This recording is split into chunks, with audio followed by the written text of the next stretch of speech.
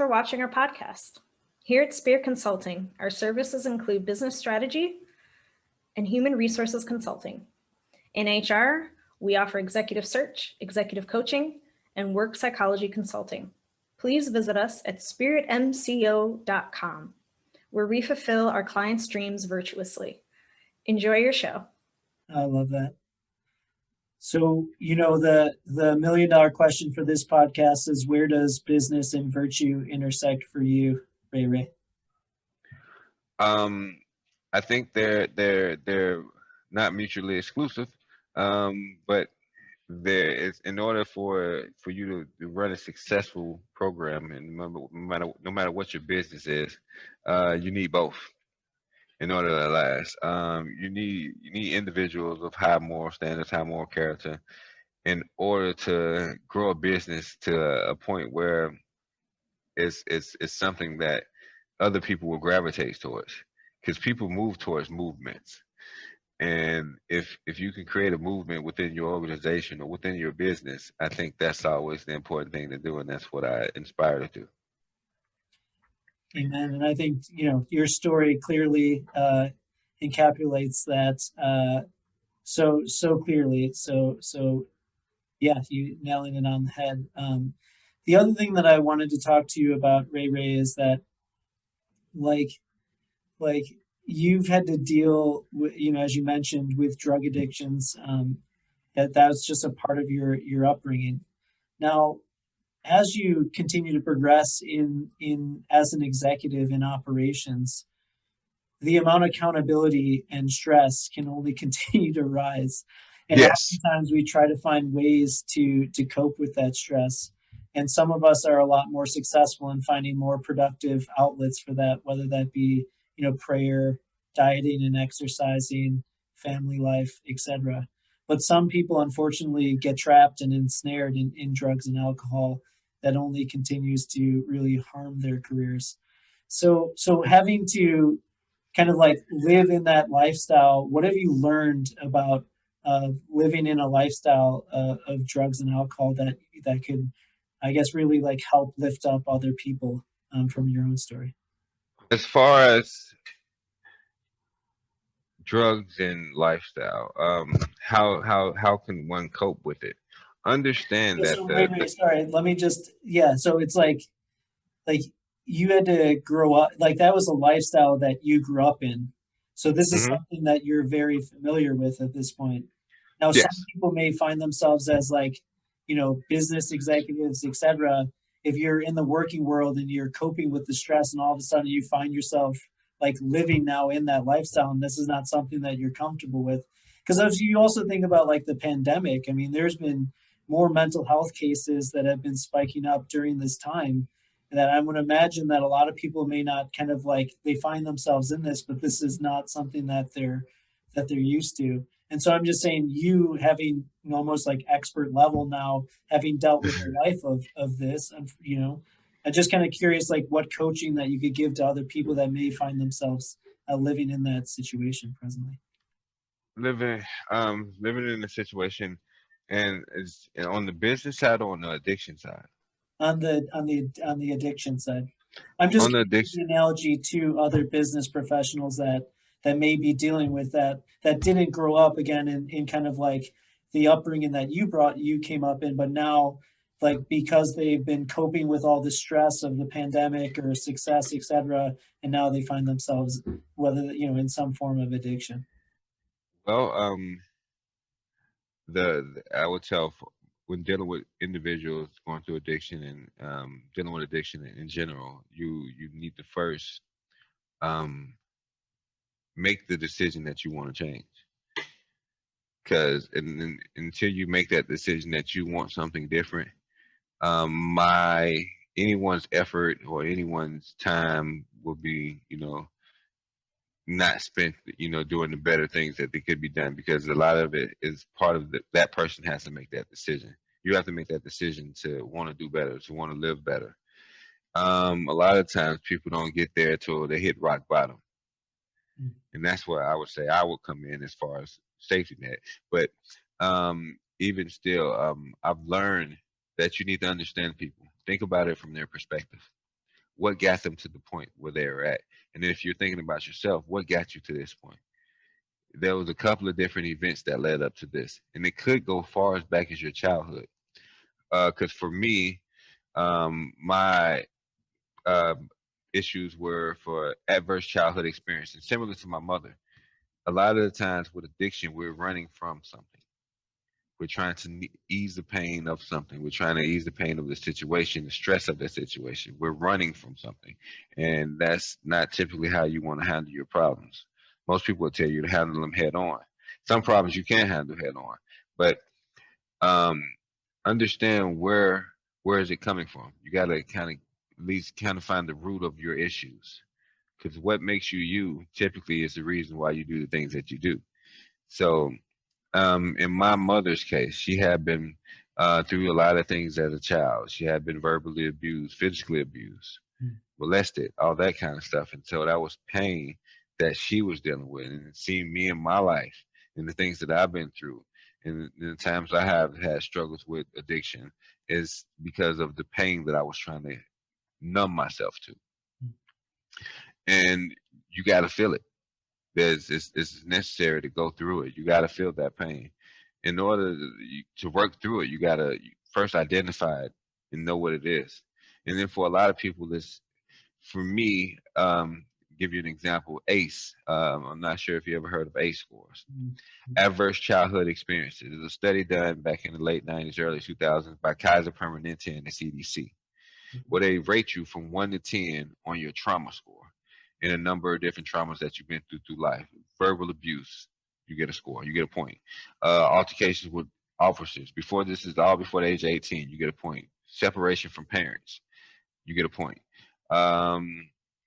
One of your, like someone else in your home was being verbally abused or physically abused, you get another point. And then there's just various different things that basically they rate you from 1 to 10. And after 3, all your, it kind of correctly, I mean, not correctly, but it directly correlates with health outcomes. So after a 4, your life expectancy drops down 20 years. Oh, wow. Yeah. And after 4, your chances of suicide goes up tenfold.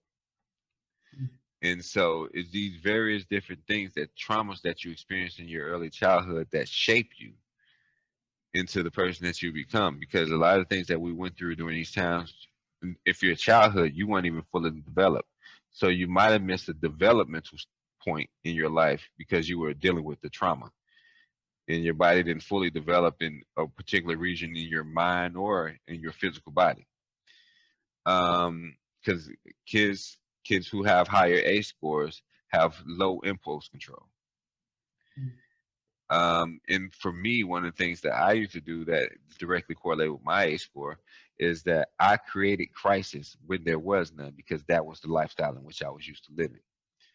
I wasn't used to living in a manner where, everything wasn't fast and they were quick to go. So I procrastinate a lot of times to create a situation where I feel comfortable. And so where I'm rushing, where I'm doing this, because that's how my life was, where it wasn't a situation where I was living. It was more so a situation where I was surviving. And so I would say, as far as addiction is concerned, first find out the root of your issue. Because most of the time, if you're addicted to something, you're hiding from something else. So you need to go figure out what that is. And for a lot of people. And so one of the things that also that I found out based on my ACE score, and because I'm wasn't used to looking after myself. So I was always the last person that I would look to take care of. And I'm still that way now. And I told people coming up, that's just the way I am. And that's not true. It was part because the way I was raised. My parents taught me not to worry about me, but to worry about them, because of my mom's addiction. So I had to worry about what she was doing. So I didn't, as a kid, you were supposed to be looking out for self and only have that to do. But because I was looking to take care of my mom and to take care of situations in my household, now in life as an older gentleman, that's how I still operate. So there's times where people that are close to me tell me, Ray, you need to take time for you. You need to do something for you because you're stressing yourself thin. And for me, it was how I told people that's how I was. This is how I do things. But in all honesty, it was how I was raised. Mm.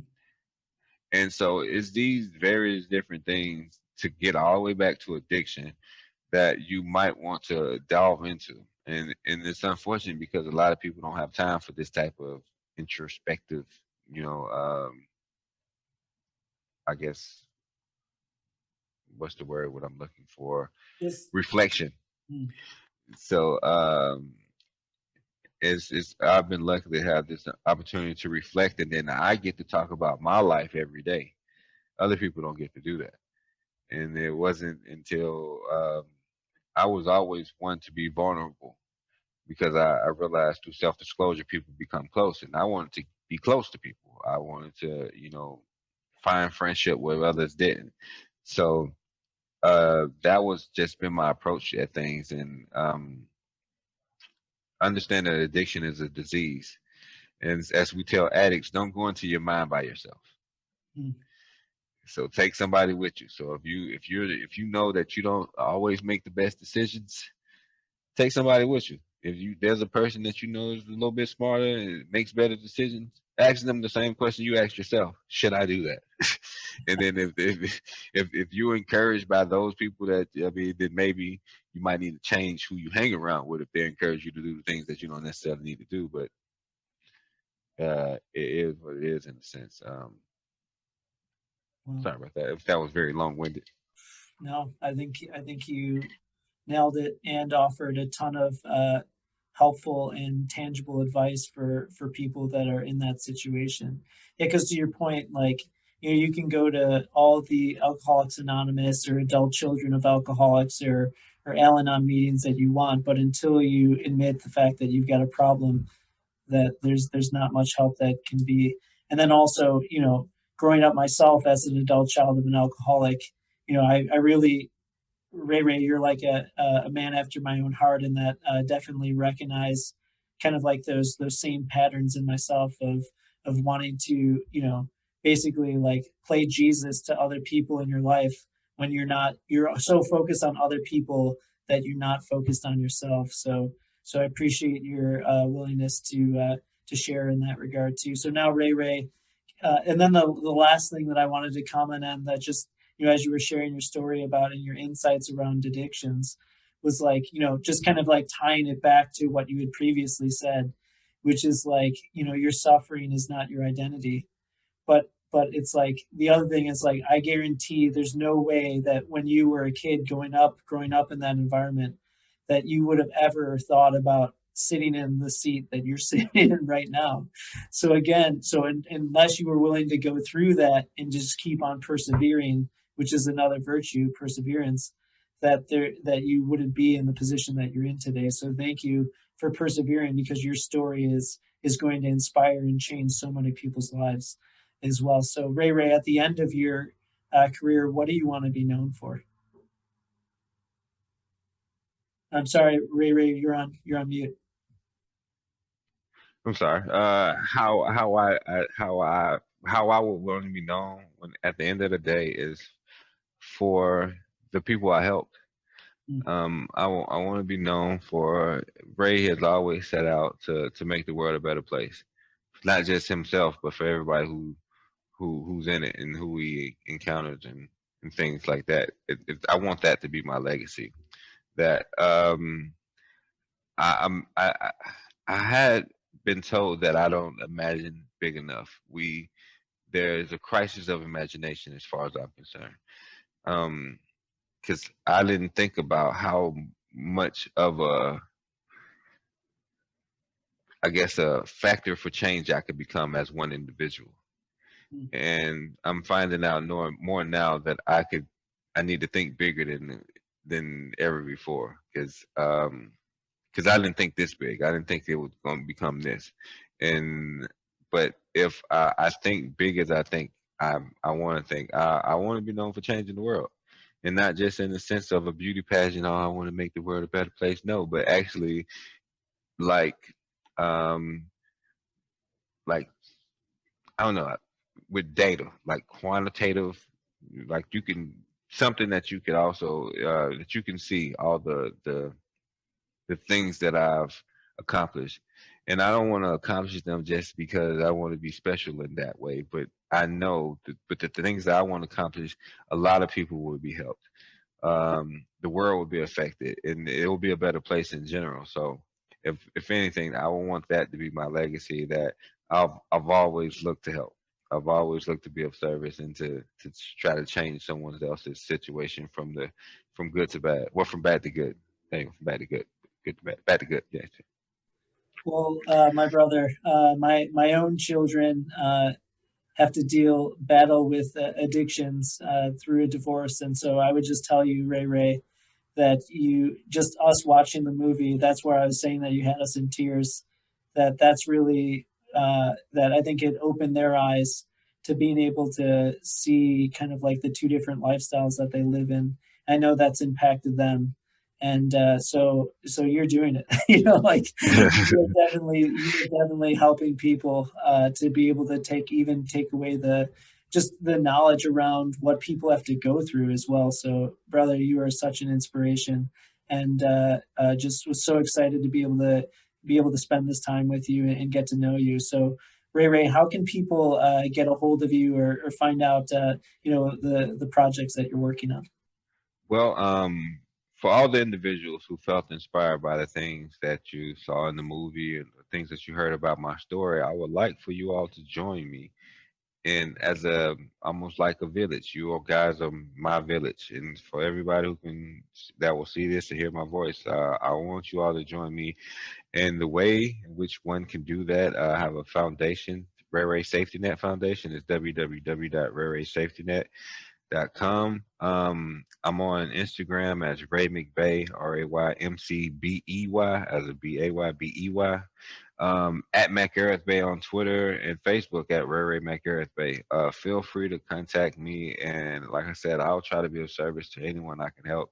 And I would want you to join my team and to be part of the movement that I'm trying to build to change the world, to make everything a better place. It's unfortunate that we're so divided in the world that we live in today, and I just want to put things back together.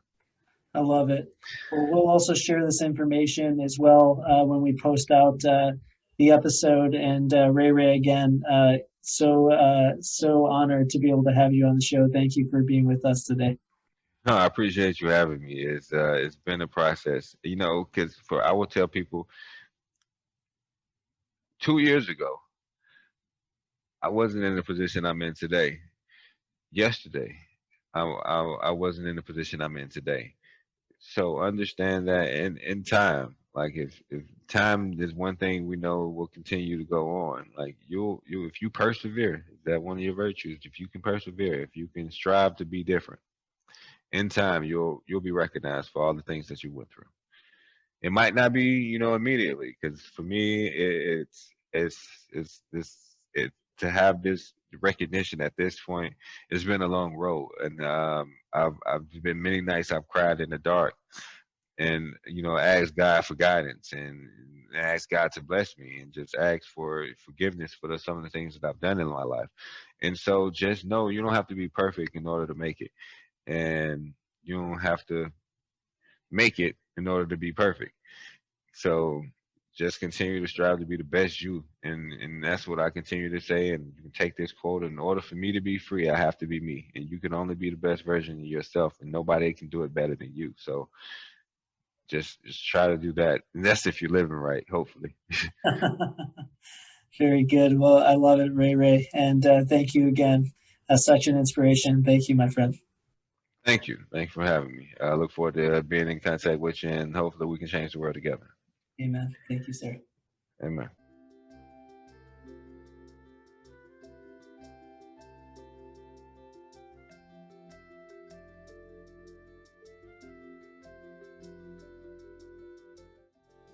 Hey, Chris here. Hope you enjoyed the episode where we discussed all things going bald. Just joking. The Leading Virtuously Podcast. If you enjoyed the episode and the podcast, will you please subscribe on YouTube or Apple Podcasts or Spotify? Or you could also share it with a friend. That would be tubular. I hope you have an awesome day.